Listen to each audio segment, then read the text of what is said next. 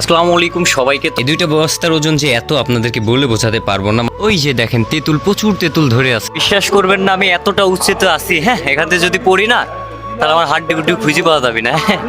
আমি আল্লাহ আল্লাহ করতেছি, বাতাসে হেভি লড়াল উঠতেছে। তো যাক আলহামদুলিল্লাহ, এই যে অবশেষে এতগুলো তিতল পারলাম। তো এদিকে প্রচুর পড়ে আছে, এই খেসারের ভুঁয়ে তো আমরা সব খুঁড়তেছি। যে আমরা মূলত এতগুলো তিতল পারছি, সবগুলো পাকা।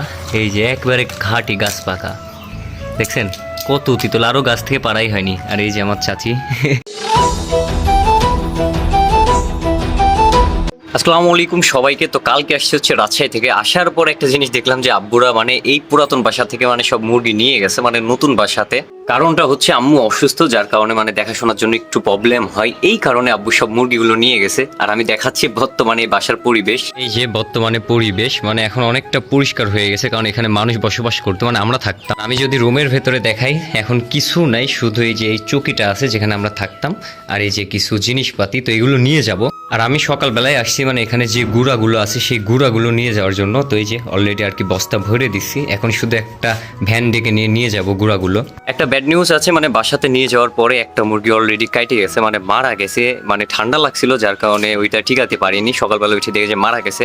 তারপরেও দেখলাম যে 2-1টা মুরগি ঝুঁকতেছে, উঙাচ্ছে। তো এই বিষয়টা আসলে জানি না যে কেন, হয়তো ঠান্ডা লেগে গেছে। তো মোটামুটি ওষুধ ভরি খাওয়াইছি, দেখা যাক এখন কি হয়, সম্পূর্ণ আল্লাহ ভরসা। দুইটা বস্তার ওজন যে এত আপনাদেরকে বলে বোঝাতে পারবো না। এই রুম থেকে বের করতে লাগে আমার জান বাড়াই গেছে।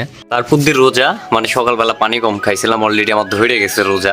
সকাল থেকে একটু হালকা পাতলা কাজ কাম করতেছি। তো যাক মোটামুটি তুলে দিলাম এই যে পেছনে, এই গাড়ি সোজা চলে যাবো আমাদের নতুন বাসায়।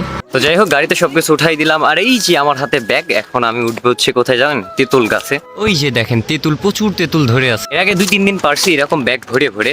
একটা কথা কি ভাই, এত তেঁতুল, কিন্তু তেঁতুল খাওয়ার মানুষ নাই, পাড়ার মানুষ নাই, একমাত্র আমি সেই ব্যক্তি। গাছে উঠে উঠে তেঁতুল পারি, দেন ব্যাগ ভরে ভরে নিয়ে যাই। অলরেডি উঠে গেছি তেঁতুল গাছে, রোজা থেকে। ভাই কি করবো, তেঁতুল পাড়ার লোভ আর সামলাইতে পারি না, যার কারণে উঠে গেছি। আর একটা কথা ভাই, এখানকার যত তিতল আছে, যে এগুলো যে দেখেন, এটাও কিন্তু পাকা, হ্যাঁ, সবগুলো পাইকে গেছে। এই যে দেখেন পাকা, হ্যাঁ, সব তিতল পাইকে গেছে। যত পাড়ার দরকার পাইনি। ঠিক আছে, এত পরিমাণে তেঁতুল ধরে তা বলার বাহিরে। আর এই তেঁতুলগুলো কিন্তু বালুটি তেঁতুল, আর অনেক মিষ্টি হয়, পাকা তেঁতুলি। আজকে গাছে উঠতাম না, শুধুমাত্র আজিম ভাইয়ের জন্য উঠছি। ভাইয়াকে কথা দিয়েছিলাম যে তেঁতুল নিয়ে যাব রাজশাহীতে, যার কারণে ভাবলাম এক ব্যাগ পারি, কিছু তেঁতুল ভাইয়াদের ওখানে পাঠাই দিব না। তেঁতুল কিছু তেঁতুল চাষিদেরকে দিয়ে যাবো নি, যাদের গাছ। বিশ্বাস করবেন না, আমি এতটা উচ্চে আছি, হ্যাঁ, এখান থেকে যদি পড়ি না তাহলে আমার হাড্ডি গুড্ডি খুঁজে পাওয়া যাবে না। আমি আল্লাহ আল্লাহ করতেছি, বাতাসে হেভি লড়াল উঠতেছে, তারপরে হেভি রিস্ক নিয়ে পারতেছি। আর চাচি যদি দেখে তো উঠছে, আমাকে হেভি গালা কাটবে। আর আমার আব্বু আম্মু জানলে তো বাইরেই ফেলবে। যাই হোক, খুব দ্রুত বাইরে ফেলি। আর আমি দেখাচ্ছি কত পুরে আছি। এই যে দেখেন উপর থেকে সব কিছু কত সুন্দর দেখা যাচ্ছে, একেবারে উপরে কিন্তু। হ্যাঁ, এই যে আমি যদি একটু নিচে দেখাই, দেখেন ওই দেখেন মাটি, ওই দেখেন, এই যে এটা হচ্ছে মাটি, হ্যাঁ। আর আমি মাটি ছেড়ে কতটা উপরে আছি, ভালোই লাগতেছে এখান থেকে পুরো দৃশ্যটা দেখতে। আমি এতটাই পাগল, এখন বাজে হচ্ছে 2:41, খাড়া দুপুরবেলা গাছে উঠেছি। বাইরে আমি কিন্তু অলরেডি 3 কেজির কাছাকাছি পাইরে ফেলছি। এই যে আর্ধেকের কাছাকাছি হয়ে গেছে, হ্যাঁ। এত পাকা তিতল ভাই, লোভ সামলাতে পারছি না।